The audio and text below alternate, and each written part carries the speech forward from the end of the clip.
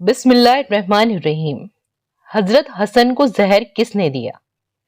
حضور صلی اللہ علیہ وسلم اپنے نواسے حضرت حسن رضی اللہ تعالیٰ سے بہت زیادہ محبت کرتے تھے، یہاں تک کہ جس دن حضرت حسن کی پیدائش ہوئی تو ہمارے حضور بہت خوش ہوئے اور جلدی سے حضرت فاطمہ کے گھر پہنچے اور حضرت حسن کو گود میں لیتے ہوئے ان کا نام حسن رکھا۔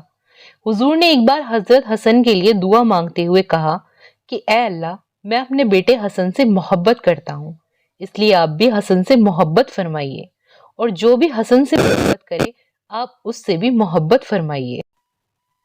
حضور نے کئی بار صحابہ اکرام کے سامنے یہ بات فرمائی کہ اے لوگو، میرا یہ بچہ حسن سردار ہے اور اللہ تعالیٰ نے اس کے ذریعے مسلمانوں کی دو بڑی جماعتوں کے بیچ صلح کروائی اور انہیں بہت بڑی لڑائی سے بچائے گا۔ اس لیے حضرت حسن اور حسین سے صحابہ اکرام بھی بہت زیادہ محبت کرتے تھے اور ان کا ہر طرح سے خیال رکھتے تھے۔ جب حضرت عمر کی حکومت کا زمانہ آیا تو ایک بار بہت سارا مال غنیمت حضرت عمر کے پاس لایا گیا، تو انہوں نے بڑے بڑے صحابہ اکرام کو جتنا مال بانٹا اتنا ہی حضرت حسن و حسین کو دیا۔ حضرت عمر نے حسن و حسین کو 500 درہم دیے، تو اس پر حضرت عمر کے لڑکے حضرت عبداللہ نے کہا کہ اے ابا جان، آپ نے حسن حسین کو اتنا زیادہ مال دیا جبکہ مجھے ان کے مقابلے میں بہت کم مال دیا ہے۔ تو حضرت عمر نے فرمایا کہ اے بیٹا، کیا تمہارے باپ حسن و حسین کے باپ کی طرح ہے؟ کیا تمہاری امی حسن و حسین کی امی فاطمہ کی طرح ہے؟ کیا تمہارے نانا حسن اور حسین کے نانا حضور کی طرح ہے؟ مطلب حسن و حسین کا درجہ تمہارے مقابلے میں بہت زیادہ ہے، اس لیے انہیں مال بھی زیادہ دیا گیا۔ حضرت حسن اپنے چہرے اور جسم دونوں اعتبار سے حضور کی شکل و صورت سے بہت زیادہ ملتے۔ ایک بار حضرت ابو بکر عصر کی نماز پڑھ کر باہر نکلے تو حضرت حسن اس وقت بچوں سے کھیل رہے تھے۔ حضرت ابو بکر نے جا کر پیچھے سے حضرت حسن کو اپنے کندھوں پر اٹھا لیا اور فرمانے لگے کہ اے حسن، تم حضور سے شکل سے بہت زیادہ ملتے جلتے ہو، اپنے باپ علی سے نہیں۔ حضرت علی اس وقت پاس کھڑے تھے اور حضرت ابو بکر کی یہ باتیں سن کر مسکرا رہے تھے۔ اللہ نے حضرت حسن کے ذریعے مسلمانوں کی ایک بڑی جماعت کو آپس میں لڑنے سے بچا لیا، جیسا کہ حضور نے کئی بار فرمایا کہ میرے بچے حسن کے ذریعے اللہ تعالیٰ مسلمانوں کی دو بڑی جماعتوں میں صلح کروائے گا۔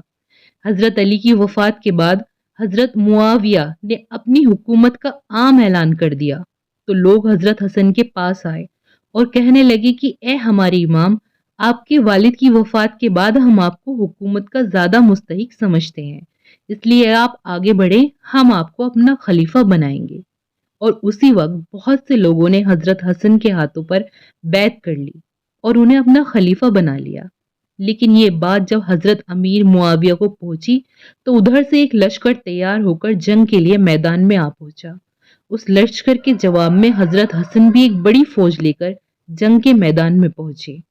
ان دونوں لشکروں میں سارے کے سارے لوگ مسلمان تھے، کوئی غیر مسلم نہیں تھا، بلکہ ان دونوں لشکر میں تو بہت سے بڑے بڑے صحابہ اکرام بھی شامل تھے، اور قریب تھا کہ حضرت حسن کے اشارے پر یہ دونوں لشکر آپس میں لڑ جاتے اور پھر بڑے بڑے صحابہ اکرام کو شہید کر کے ان کا مبارک خون نالیوں میں بہا دیا جاتا۔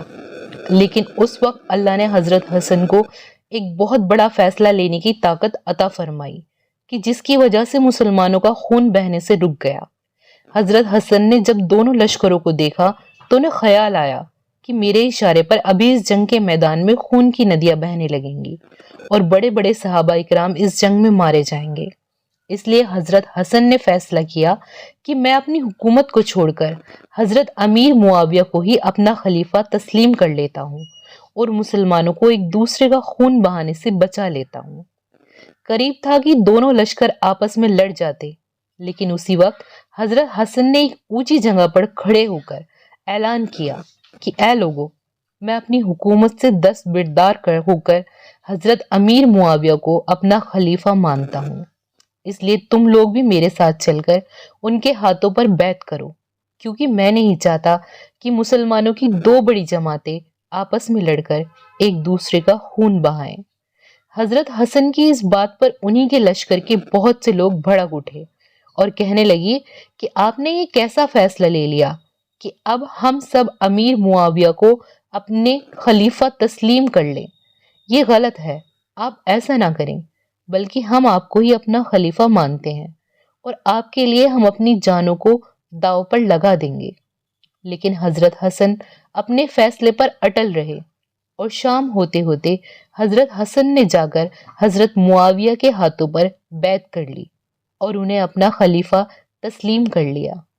حضرت حسن کے اس مبارک فیصلے کی وجہ سے مسلمانوں کی دو بڑی جماعتیں آپس میں لڑنے سے بچ گئیں۔ حضرت حسن اپنی حکومت سے پیچھے ہٹ گئے تھے اور شاید اب کبھی دوبارہ اپنی حکومت کا اعلان نہ کرتے، لیکن پھر بھی ابو امیہ کے کچھ لوگوں کو اس بات کا ہمیشہ ڈر لگا رہتا کہ کہیں کسی دن حضرت حسن اٹھ کر اپنی حکومت کا اعلان نہ کر دیں تو مسلمانوں کی ایک بڑی تعداد ان کے پیچھے چل پڑے گی اور ہماری حکومت پھر سے خطرے میں آ جائے گی۔ اس لیے ان لوگوں نے سازش کر کے حضرت حسن کو کئی بار زہر دے کر مارنے کی کوشش کی، لیکن ہر بار کسی نہ کسی بہانے سے حضرت حسن کو اس زہر سے شفا مل جاتی۔ لیکن آخر میں ان لوگوں نے حضرت حسن کو اتنا تیز زہر دیا کہ پھر وہ خود کو سنبھال نہ سکے۔ وہ زہر اتنا تیز تھا کہ اس کی وجہ سے حضرت حسن کی آنتیں کٹنے لگی اور خون گرنے لگا۔ یہ دیکھ حضرت حسن بھی سمجھ گئے کہ اب آخرت کا سفر قریب آ چکا ہے، تو وہ بھی شہید ہونے کے لیے تیار ہو گئے اور زبان پر اللہ کا ذکر جاری ہو گیا۔ جب حضرت حسن کے چھوٹے بھائی حضرت حسین کو خبر ہوئی کہ میرے بھائی حسن کو کسی نے زہر دے دیا ہے تو وہ دوڑتے ہوئے گھر آئے اور اپنے بھائی حسن کا سر اپنی گود میں رکھ کر پوچھنے لگے کہ بھائی آپ مجھے بتاؤ کہ کس نے آپ کو زہر دیا ہے؟ تو حضرت حسن نے پوچھا کہ تم اس انسان کے ساتھ کیا کرو گے؟ تو حضرت حسین نے جواب دیا کہ میں اسے قتل کروں گا۔ اس پر حضرت حسن نے فرمایا کہ اے حسین، اگر مجھے زہر دینے والا انسان وہی ہے کہ جس کے بارے میں میرا خیال ہے تو میں پھر اللہ کے پاس جا کر اس انسان سے اپنا بدلہ لے لوں گا، اور اگر زہر دینے والا انسان وہ نہیں ہے اور تم نے اسے قتل کر دیا تو میں نہیں چاہتا کہ دنیا سے جاتے جاتے میں کسی بے گناہ کا قتل اپنے سر لے کر جاؤں، اس لیے میں کسی کو کچھ نہیں بتاؤں گا۔ اتنا کہہ کر حضرت حسن کی شہادت ہو گئی۔ پیارے دوستو، اس کے آگے کا واقعہ انشاءاللہ اگلی ویڈیو میں بیان کیا جائے گا کہ حضرت حسن کی تمنا تھی کہ ان کی قبر حضور کی قبر کے پاس بنے، لیکن ابو امیہ والے کیسے تلوار لے کر لڑنے آ گئے کہ حسین کی قبر ہم اس جگہ نہیں بننے دیں گے۔ اور پھر کچھ دنوں کے بعد ابو امیہ کے ایک بادشاہ ابو جعفر منصور نے حضرت حسن کے لڑکوں اور پوتوں کو ایک کمرے میں بند کر کے ان کا گلا گھونٹ کے کیسے انہیں مار ڈالا تھا۔ انشاءاللہ یہ ساری باتیں اگلی ویڈیو میں بیان کی جائیں گی۔